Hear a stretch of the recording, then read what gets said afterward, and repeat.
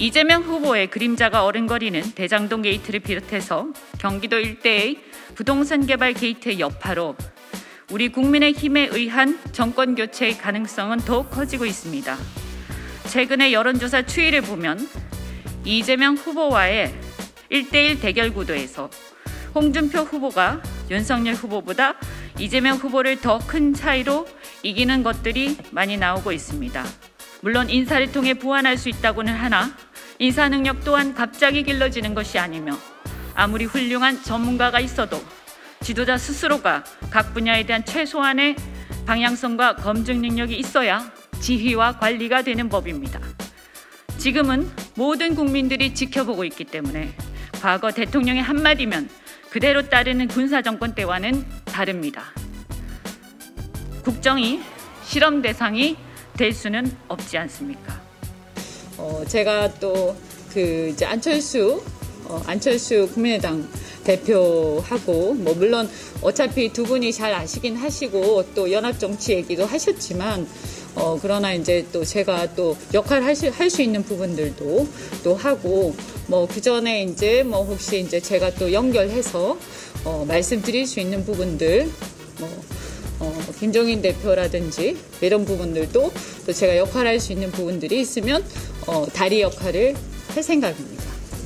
민주당 여당에 대한 반감이 굉장히 많이 커져 있는 상태이고 이재명 지사가 사실 그동안 지사로 역할을 하면서 그동안 이제 무난하게 해왔다 이런 평가가 많았습니다만 이번에 게이트가 터지면서 알지 못했던 어떤 내부적 사정들 이런 것들을 알게 되면서 굉장히 이제 동요하고 경기도민들이 아주 이렇게 분개하고 있는 이재명 후보는 찍기 싫고 죄송한 얘기인데 민주당으로부터는 좀 돌아섰는데 그래서 이제 국민의힘이 좀 마음에는 안 들지만 정권 교체가 필요할 것 같긴 한데 그런데 이제 좀 뭔가 이렇게 개혁적이고 뭔가 기득권적이지 않은 후보를 지지하고 싶다. 그래서 홍준표 후보를 눈여겨보고 있다. 반갑습니다. 국민의힘 이현주 전 국회의원입니다. 저는 오늘 국민의힘 대선 경선에서 홍준표 후보의 지지를 선언하고 오늘부터 공동선대위원장으로 활동하게 되었음을 알려드립니다. 지역으로는 경기도 총괄과 부산의 지원 역할을 맡아서 활동할 예정입니다. 그동안 저는 우리 국민의힘의 예비후보 모두를 때로는 외부의 공세로부터 보호하기도 하고 때로는 비판하거나 조언도 하면서 중립을 지켜왔습니다.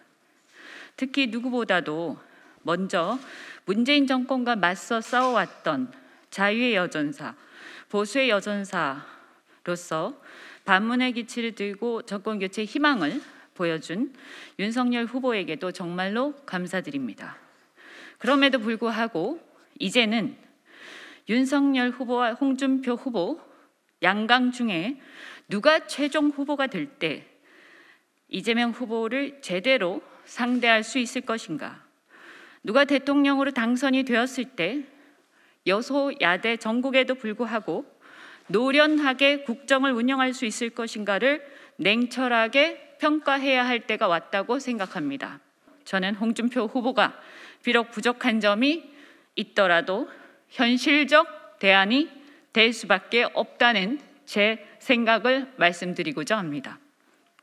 첫 번째, 정권 교체의 가능성, 본선 경쟁력입니다. 확실한 정권 교체여야 합니다.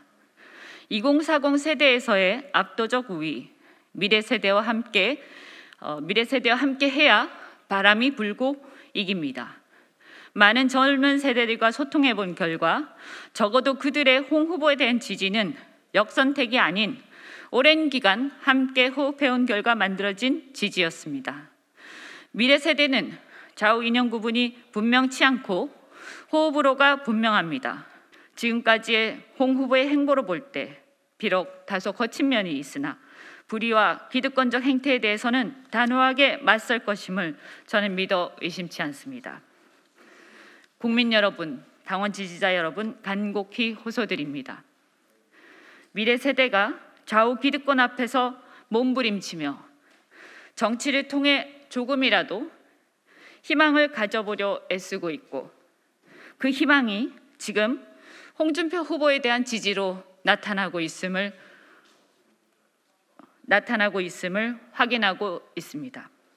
홍준표 캠프의 공동 선대위원장이 여러분 계시잖아요. 네네네. 의원님께서는 좀 어떤 역할로서 위원장을 앞으로 해나갈 계획이신지? 네, 일단은 뭐 어쨌든 아까 지역에 대한 얘기는 말씀을 드렸고, 또 어쨌든 캠프도 왔다 갔다 해야 되기 때문에 상주를 한다는 면에서는 이제 어쨌든 경기도를 주로 하고, 이제 부산은 제가 이제 또 지난번에 이제 또 경선도 출마를 했었고 하기 때문에 부산도 그때 제가 저를 도왔던 세력들을 통해서 또 지원을 하고, 이제 지역적으로는 그렇고요.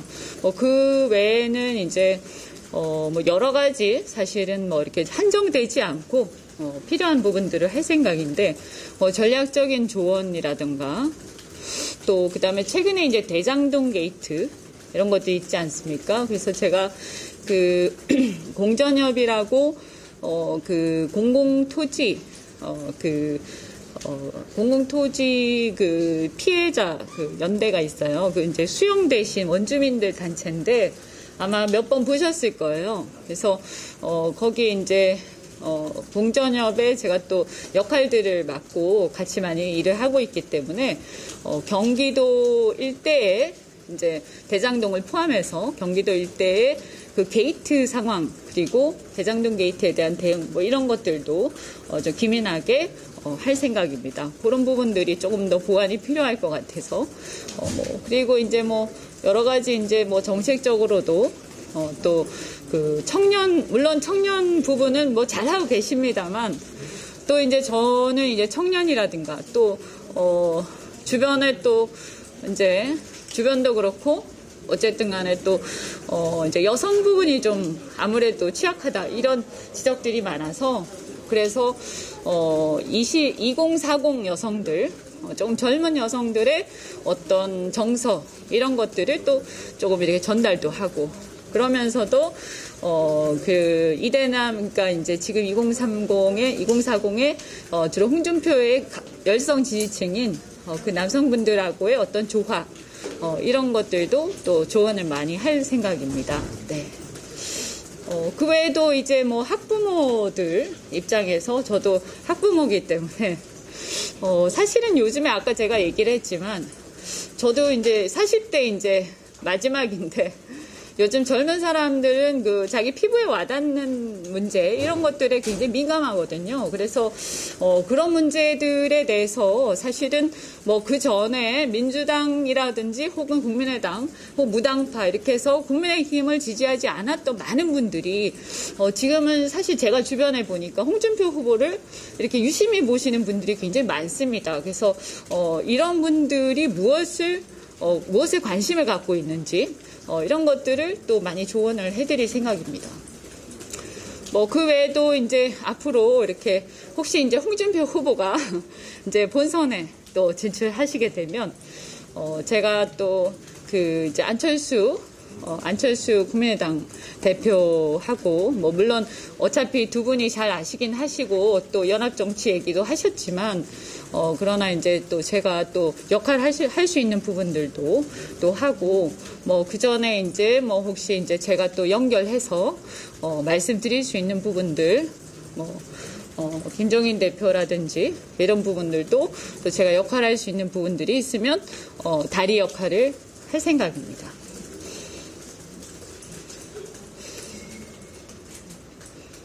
경기도 주로 맡으신다고 하셨는데, 네.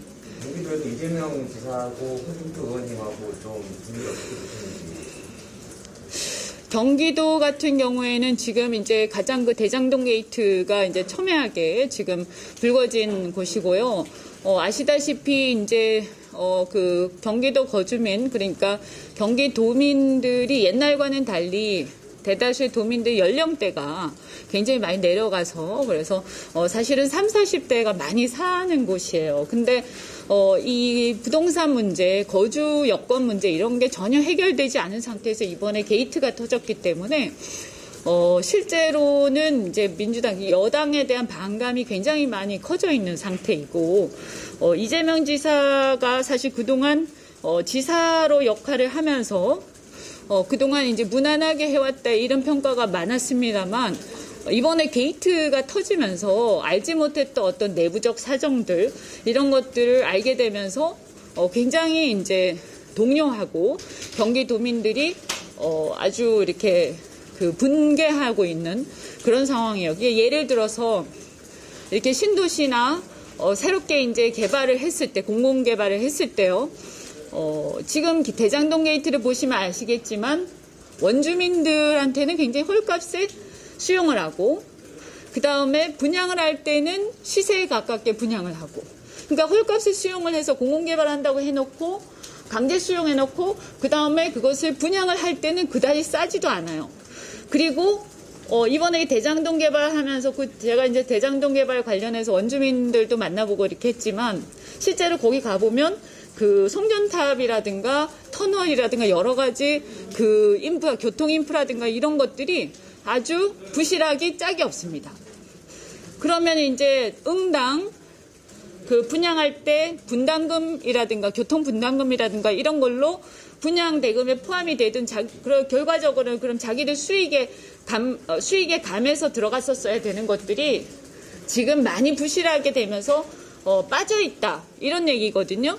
그래서 지금 이제 신도시에 들어가신 분들이 굉장히 분개를 많이 하고 있고, 우리가 지금 불편을 겪고 있는 이런 문제들을 가지고 결국은 저들의 주머니에 들어갔구나 라는 생각을 매우 하고 있어요. 그래서 이런 문제들에 대해서 이제 연령대가 또 이제 좀 젊고 또 주식 투자하시는 분들도 많고 이러시다 보니까 상대적으로 이제 홍준표 후보에 대한 이제 관심도 굉장히 높아지고 있고, 제가 이건 그냥 제 주변에 있는 이제 40대 분들한테 얘기를 많이 듣는 얘기들인데, 그러니까 이제 이재명 후보는 찍기 싫고, 죄송한 얘기인데, 민주당으로부터는 좀 돌아섰는데, 그래서 이제 국민의힘이 좀 마음에는 안 들지만, 정권 교체가 필요할 것 같긴 한데, 그런데 이제 좀 뭔가 이렇게, 개혁적이고, 뭔가 기득권적이지 않은 후보를 지지하고 싶다. 그래서 홍준표 후보를 눈여겨보고 있다. 이런 분들을 많이 봤습니다. 그래서 저는 경기도에서 지금 현재로서는 압도적이다 이렇게 말씀드릴 수는 없지만 두 사람이 그런데 이제 추세로 보면 홍준표 후보가 상당히 이제 결국 승리할 가능성이 많고, 특히 이제 윤석열 후보에 비해서 상대적으로 그 연령대라든지 정서를 봤을 때 굉장히 이제 그 확장성이 있다고 생각을 합니다. 한마디로 말씀드리면 홍 후보가 완벽하다. 저도 그렇게 생각하진 않는데요. 우리가 갖고 있는 대안들, 우리가 눈앞에 있는 대안들 중에서 그래도 가장 그나마 안심되는 후보 아니냐. 네. 그래서 안심 이렇게 본선에 내보냈을 때, 또 당선이 되고 났을 때 우리가 안심이 되어야지 마음이 자꾸 조마조마해서야 되겠는가, 저는 그런 생각을 했습니다. 네, 매우 좋은 분이지만 윤 후보도. 네, 근데 준비된 상황인가 아닌가, 이것은 냉철하게 봐야 된다고 생각합니다.